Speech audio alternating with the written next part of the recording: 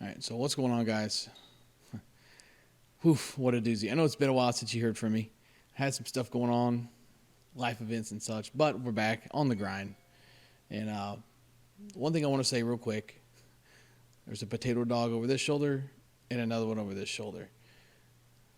So forgive my lovely backdrop here. I'm kind of doing this improv. I just wanted to say a few things before I start this review here, kind of like a little disclaimer.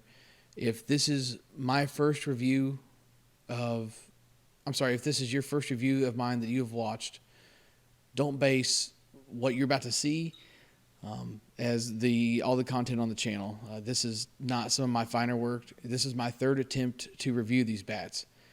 I accidentally deleted the first day of footage from me swinging these bats.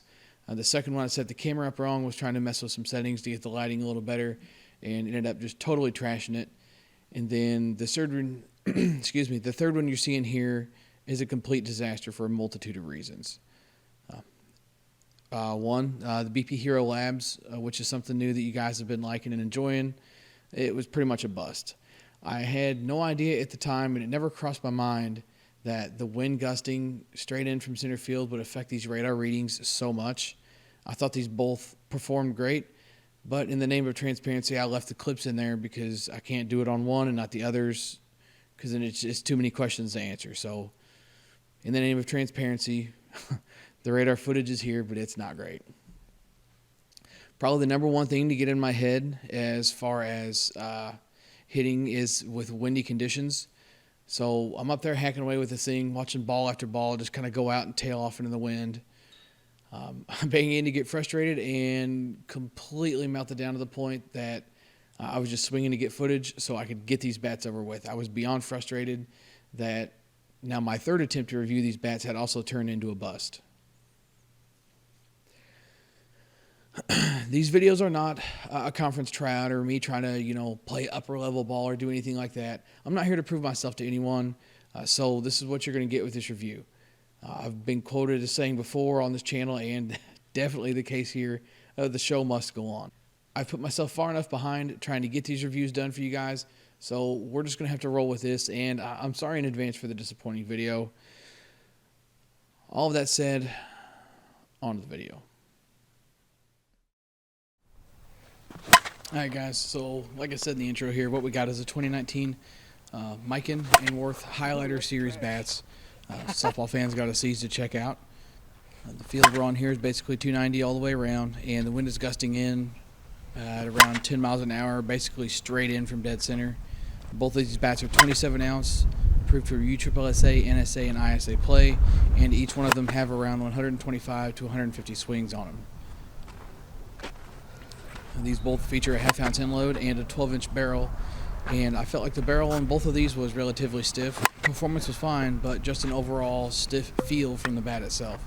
These have composite handles like almost all of the other Worth and Mikens, but I'm not sure if the stiff feedback comes from a change in the handle or the barrel itself. I don't remember the KP23 being this stiff, so maybe it was just user error. Not 100% sure. But you guys check out a little bit of this. As you can see, we kind of skipping around here for the BP Hero Labs part of stuff. Got started with the radar stuff, but we'll head back into the lab to check out some scale weights to compare these two, as well as some compression numbers, and then head back to the field for our final thoughts.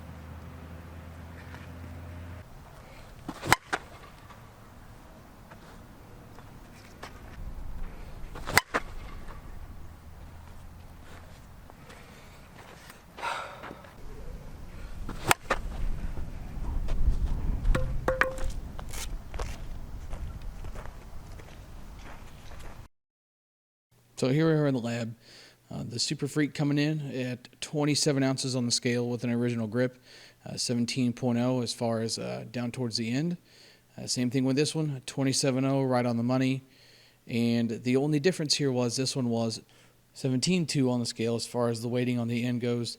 And as you can see, with the same amount of swings, these basically test practically the same as well.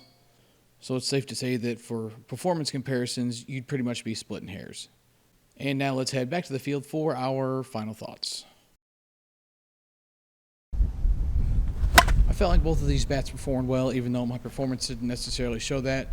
But I'll be 100% honest in saying that I didn't really care for these, which is kind of crazy for me to say because I'm a short barrel fan and I really love these Mikens and worse. But just putting swings on these, between the 3 failed rounds of BP, I did get enough to tell me that they are no doubt performers, but the feedback from the barrel just wasn't for me. I don't like a ton of feedback, and it seemed these were tiptoeing the edge of too much for my liking. I've thought for a long time now that the primary difference between these Worth and Miken bats was basically just in the handles that they use. And again, maybe that's just in my head as well, but I felt the Miken wasn't as stiff as the Worth. But with everything considered, you really can't go wrong with either one of these as far as performance goes. They're going to hit practically identical. Although I didn't care for them, there's no such thing that you guys can't. So if you like you some Miken Worth short barrels, give it a try. Thanks for stopping in and checking it out. Hopefully you didn't hate it too much. Subscribe to the channel if you didn't. I'll see you in the next video. I promise it's going to be better.